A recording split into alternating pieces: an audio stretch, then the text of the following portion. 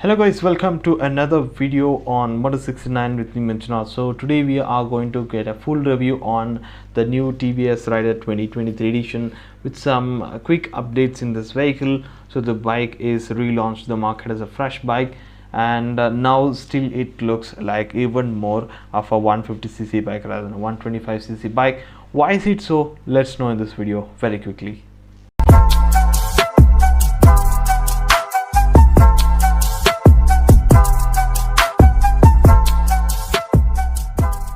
First thing is variants and pricing. So variants, you are going to get some three variants in the TVS Rider, and the top end SmartX Connect variant is in front of you, and this costs about 1,36,000 on road price in Bangalore. And if you want prices in any other states or places, do comment in the comment section below stating the place as well as the price so that I can understand that you require price. And apart from that, the other two variants come in a range of 1,14,000 for the drum variant and 1,18,000 range for the disc variant. In drum variant you're going to get two drums and alloy wheels. In the disc variant you're going to get disc and alloy, and in the top end variant also you get a disc plus an additional feature in 1,36,000 variant.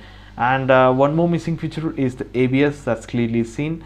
So next, moving on to the looks and features, that's design and features of the bike. So design wise, as I said at the start, this bike looks really amazing.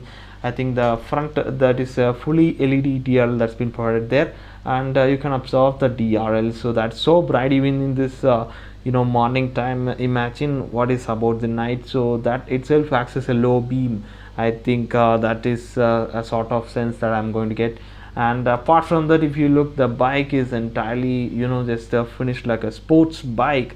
You never get a feeling that it's a 125cc bike. You get a feeling like this is a 150cc or 180cc bike, like that. The design language is of the Rider, and you get a Rider patching, a TVS logo in the tank as well as in the engine. And the finish is very kept really simple, but still it looks really amazing. That yellow and black color and gray color tones, so three color tone that's running there, and that's a small patch of black on the petrol tank. So it really looks really amazing, this bike. And from the rear end you observe there's a sporty tail lamp, and plus addition to that is the indicator position that makes the bike even more sportier. And if you look at the overall of the bike looks really aggressive, at the same time really sporty. I think the performance is also sporty. Apart from that, you're getting the engine cowl, everything, the fitment, everything is just really sporty to look at and begin with compared to the rival SP125.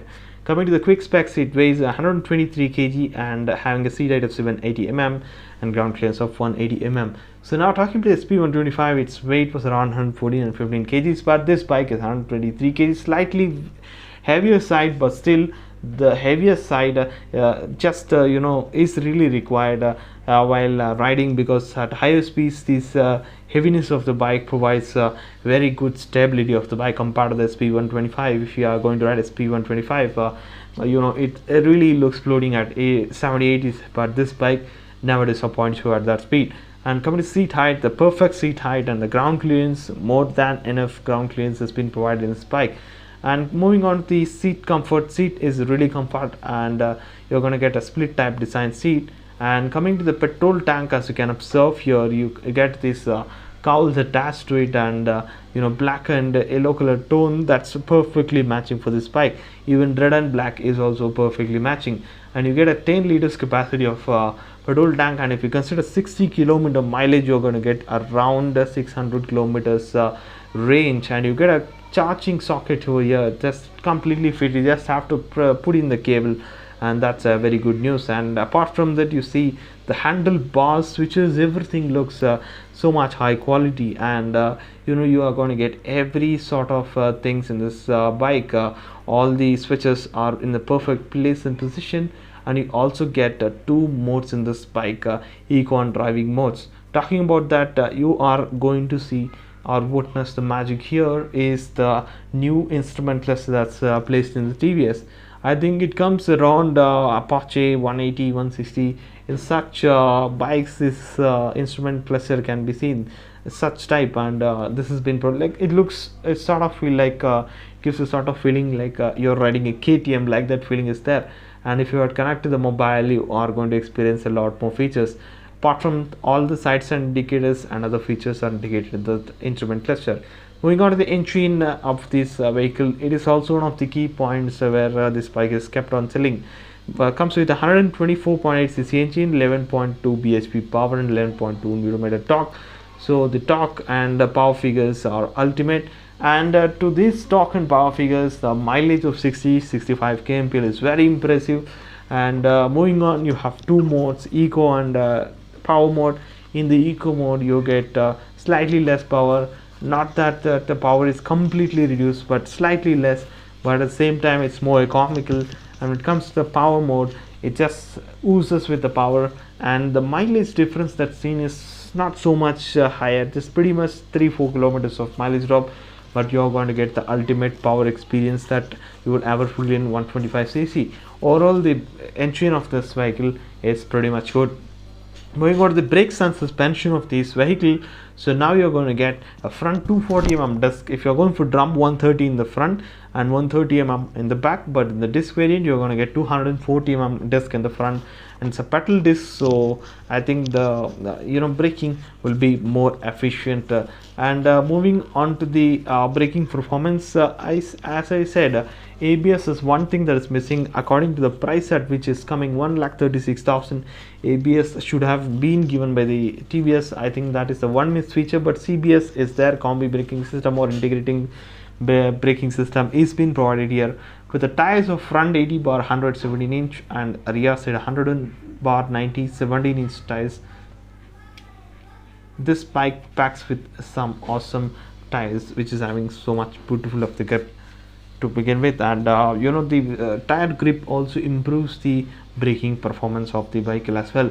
As you can observe here, the cuts and the broadness of the tire is so wonderful, and the as such is the ride experience. And moving on to the suspension, in the rear you are going to get the monoshock suspension, and in the front you are going to get telescopic suspension with a 21mm rod. And the suspension of this vehicle is top notch. Even my friend owns this bike and has recently purchased it. I've gone for several rides, and the ride experience is pretty smooth in this bike, and the suspensions are so good, and you can travel for longer distances without any tiredness. Moving on to the overall section, I think overall if you want some loaded features as well as a very reliable engine, beautiful mileage engine, and some beautiful sporty stylish bike which looks 180 but still 125, I think TVS Raider is the best choice in this segment currently. Yes, SP125 2023 is also launched, which has upgraded some features, but I think the styling remains same. Out of perspective, some guys like the style of SP, but some guys like the style of Raider. And even the SP125 video will also be rolling out soon in our channel. So before that, if you want some very good feature, I think you can go for this bike.